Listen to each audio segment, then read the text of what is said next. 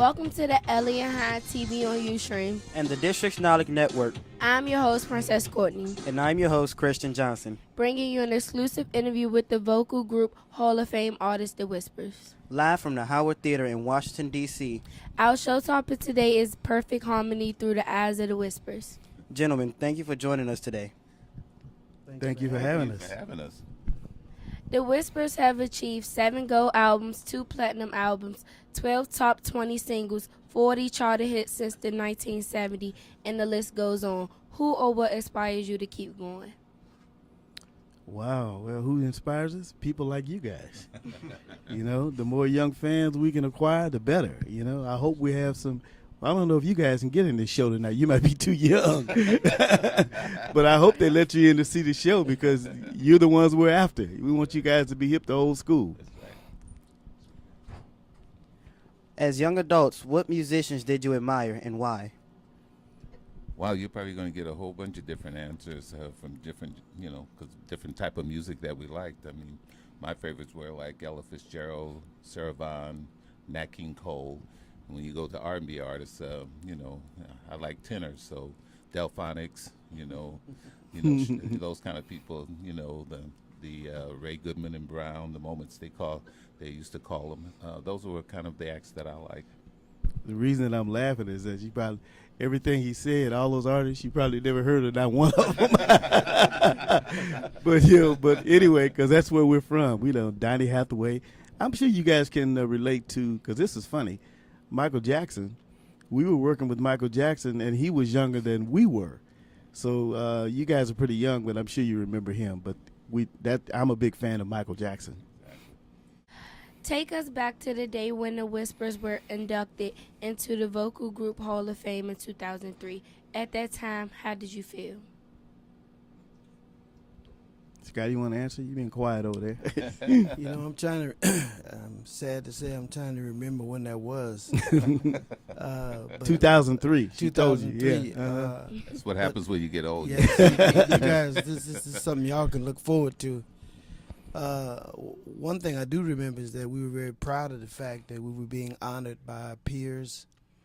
There were other groups there that we looked up to, and it was a great day in our lives. In your opinion, what is the key to longevity within the music industry? Well, you're going to believe it or not, is one word to me, upbringing. And I say that because the Four Whispers, we were raised really by, I guess, single mothers. But these ladies, all of them probably 4'11", if I remember. They're all short. But they really taught us the importance of sticking together. You're only as good as your weakest link. And I think the reason that we're here for all the years that we are is because we've always stuck together. We knew the importance of not putting one person out front. It was either all or nothing. And that's where we are as we stand today. I think in addition to that also is staying true to who you are and not trying to be anybody that you're not. As you see today, a lot of younger groups are clone of one another. But back in our day, when you heard the Delphonics or you heard the Miracles or the Temptations or the Shy Lights or even the Whispers, they all sound different. So I think staying true to who you are and doing quality music was the key for our longevity as well.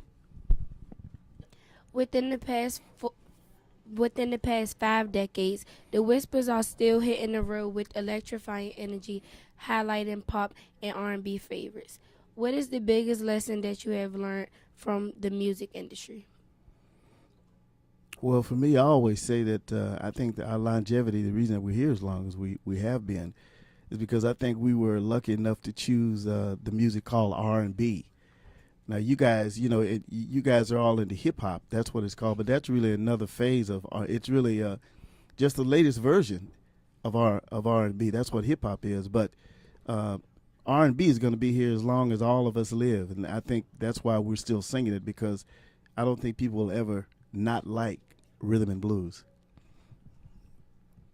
Within the next hour, you are about to hit the stage in front of a sold-out Howard Theater crowd. Are you fearful before you go live for a concert? You said, are we fearful? Yeah. Oh, no, we're probably more anxious than anything else. We've done this so many years, it becomes well, I don't want to say old hat, but it becomes a natural movie. As you get older, you learn how to deal with it a whole lot better. We're just happy that we're still able to go out and sing to a sellout crowd. What that means is somebody after all these years still want to see us. So we're very appreciative of that, and we consider that a blessing. Let me just add, though, you'd be surprised. You still always get the sweaty palms. There's something, I don't know, we've been doing this for a long time, but there's always just a couple of minutes before you go on stage, there is a little nervous anxiety before you go out and meet your crowd. And I think if you get to the place to where you stop feeling like that, then it's time to call it. If you had to select one word to describe your work ethic, what would it be? That's a good question. Yeah. Wow, you guys thought about this, didn't you? Mm-hmm. Come on, work that. Stick to itness. Yeah. That's the word that comes to me. Stick to what you're doing. And Lavelle said earlier, in doing what you do, always be who you are. Never try to be somebody that you're not. There can only be one Beyonce. She is great. But now who's going to be the next Beyonce in their own right? So our work ethic is never give up, keep doing what you're doing, and feel good about it.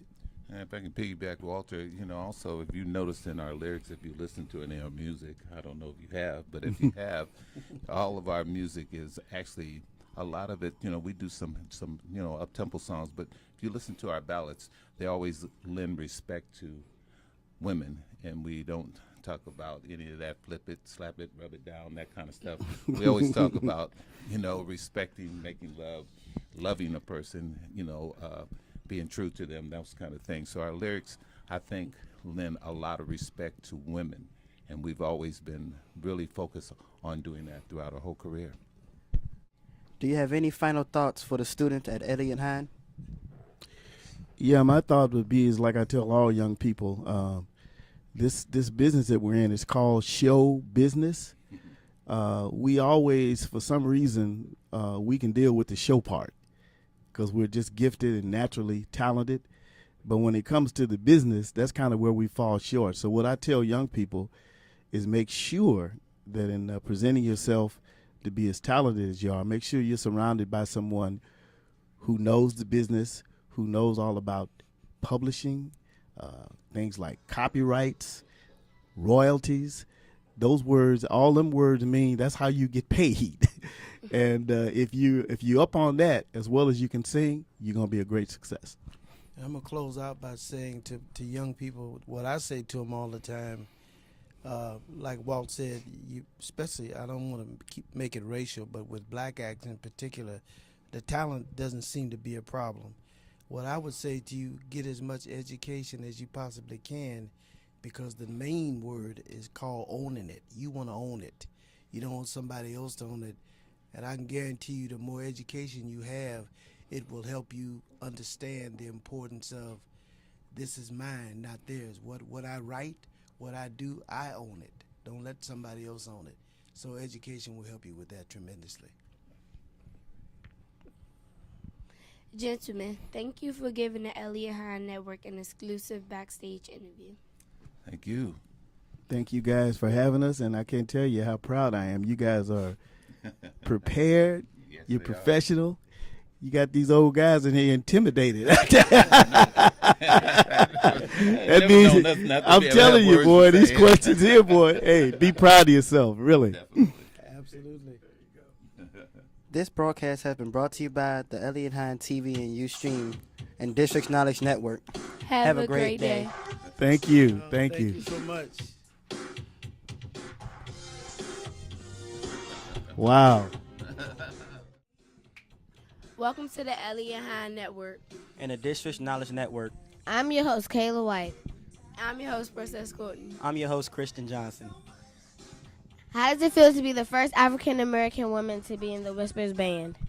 It feels amazing. I love the Whispers. I've grown up with the Whispers, and to be on stage with them is such an honor. What's your favorite song from the Whispers and why? Olivia. Now, the funny thing is the why, because the groove was just such a nice groove. The hook was really nice. And then when I got older, I realized what the song stood for. And then I really loved it. It's a message song, and it's about teaching women to be more of who they are and not get caught up in the ways of the street. Thank you, Harmony, for joining us on the show today. Thank you all for having me. I appreciate it.